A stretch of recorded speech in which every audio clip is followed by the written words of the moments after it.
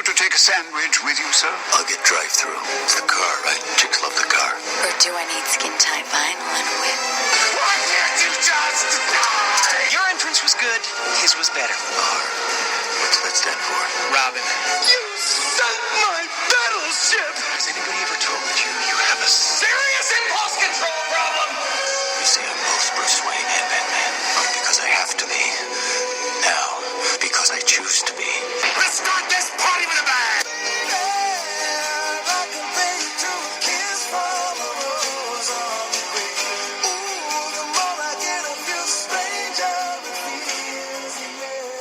Good evening. Welcome to this week's edition of the WayBack Movies Podcast, a show where we review the best and not so best of 80s and 90s cinema, because really, fuck the 2000s.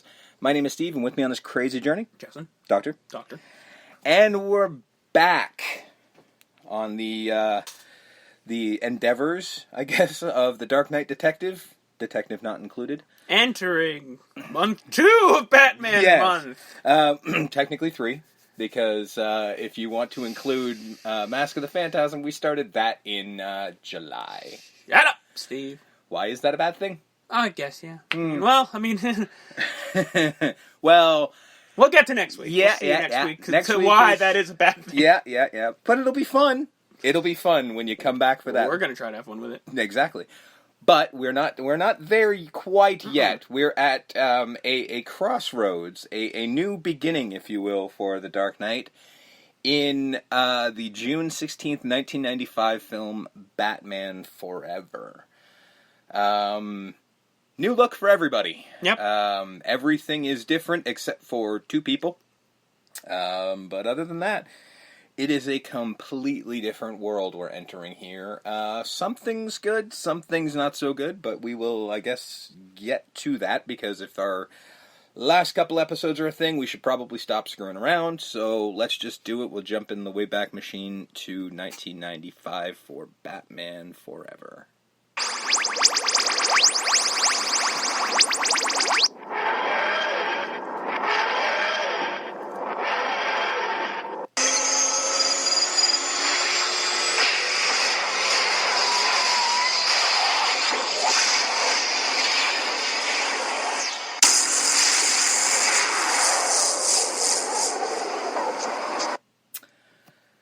So, here we are in 1995, and we're at the only movie that I actually didn't see in theaters of these 4. I'm almost 7!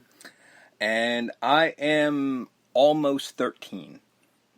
But yeah, this is the only one of the 4 I did not. I obviously didn't see the first 2 in theaters, and funny enough, I didn't see this one or Batman and Robin in theaters. I don't know why I didn't see this one. And then... judging by what I saw, I don't know why I saw Batman and Robin. Just period, Yeah, I mean... Batman. I liked this movie. Yeah, but this was during high school where I kind of hid my, comic book loving thing. I kind of put it down because... right, that's back when this is it back wasn't in cool. the day. Yeah, you kids, if you're you listening here in high school, you don't know how lucky you are. You don't know... nerd shit is cool. Very much so, because, when I was a very, very young kid, I was a big comic book fan, big Batman fan.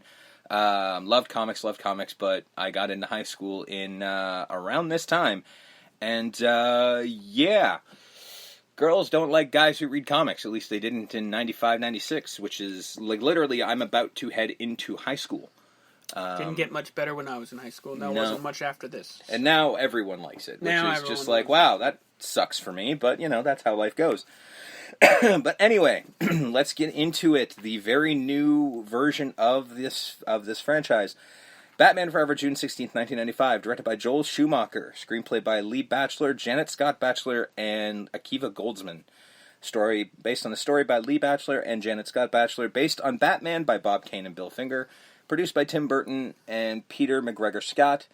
Produced and distributed by Warner Brothers Pictures, a box office of $336.5 million against a budget of $100 million. So already more successful than Batman Returns.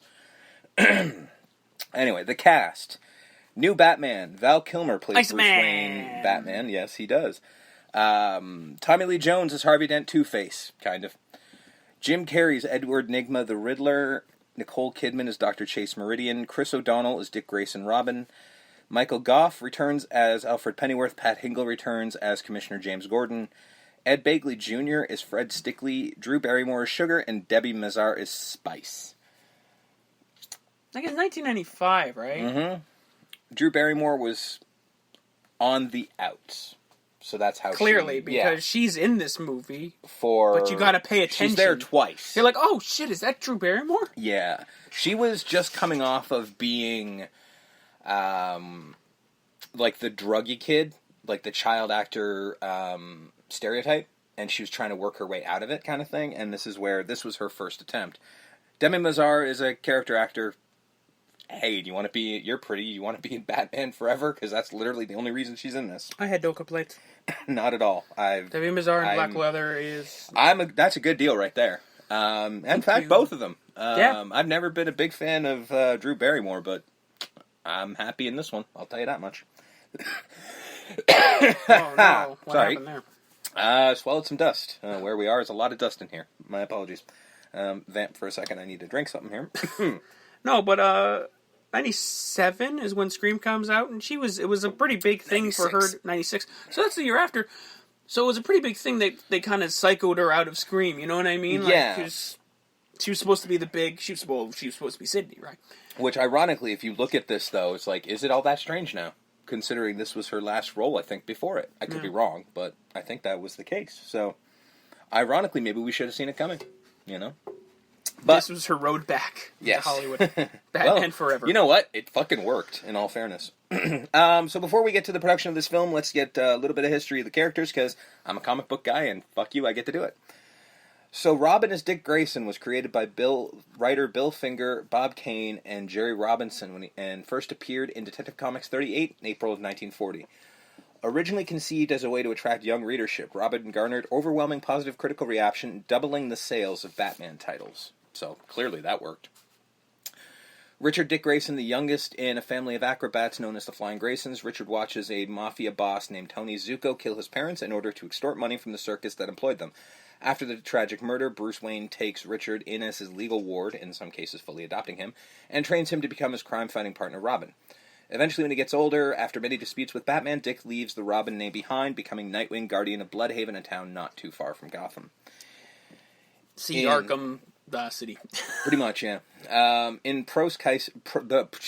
That's easy for me to say.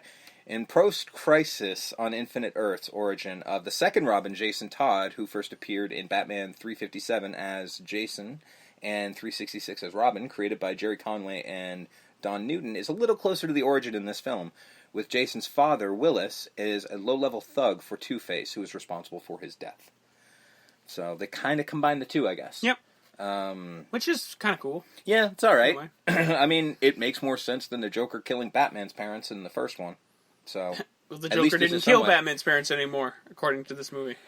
Yeah, we'll get to that. I got a lot of stuff about a lot of plots that I'd never noticed until making these notes, where I'm just like, holy shit, there is so much missing from this movie. It's kind of a bit of a Freddy's Dead moment where they didn't film parts. It's kind of this, and I'll get to that in a little bit. So Harvey Dent Two-Face was created by Bob Kane and Bill Finger and first appeared in Detective Comics 66 in August of 1942 with the name Harvey Apollo Kent. Later stories changed his name to Harvey Dent to avoid association with Superman, who's Clark Kent.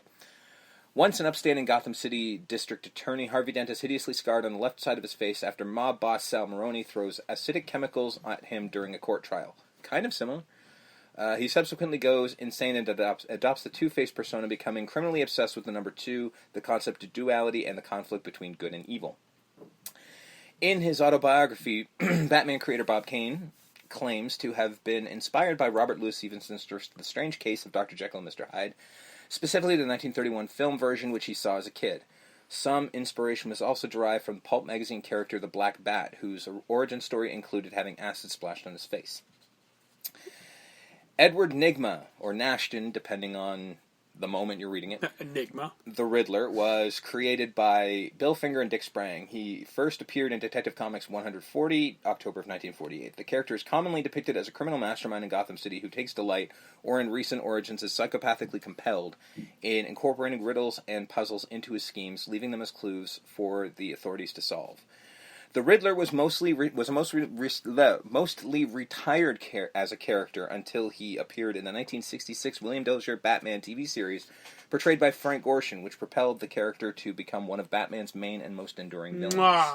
The Riddler is my favorite Batman villain. He is in the 66 TV show for me. Of course, I can't overall, say that. I know.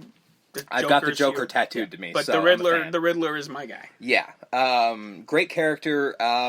There's a handful. There's actually a fairly recent one which I meant to mention to you. There's a comic in the recent run of Batman called "The War of Jokes and Riddles," which is a story that Bruce is telling Selina Kyle, his at this point recent fiance, a story about when he around the time when he first started becoming Batman, where the Joker and the Riddler kind of split Gotham into two warring factions. Ooh, now that's a story. Fantastic fucking story. And also as recently as Gotham. The guy who plays Ed Digma on that show is absolutely fantastic. He is spectacular. Is that all I put? Yep. That's all I got for the Riddler. Really? I would have expected more. Oh well. After the release of Batman Returns in 1992, this is the production, by the way, with financial success and generally favorable reviews from critics, Warner Brothers was disappointed with its box office run, having made $150 million less than the first film, as well as complaints from sponsors such as McDonald's and Kenner, as well as parents' groups complaining the film was inappropriate for children. Unlimited poontang. Yeah, go back to our last episode, you can hear how amazed we were by that line. In a kid's movie. Yeah. By the way... And also a horrible penguin monster who eats noses. Yeah. Fun for all the family. And the the kids. sexual fetish cat lady. Happy Meal, anyone? Yeah. Although I've been telling people that this line is in the movie, not a single person has ever said, "Oh yeah, I heard that before." No one ever heard it before. To be fair, he does whisper it. That's true. Tim Burton went to the Warner's production office to talk about ideas for a third installment, which he was surprisingly excited to begin. Their response was, "Tim, don't you want to do a smaller film next?" Tim, Boopy. I don't think Batman's for you. Yeah, maybe you can do Seriously. something else, buddy. We're Seriously, still friends, right? penguin monster, Yeah. poontang, whips, Yeah. leather.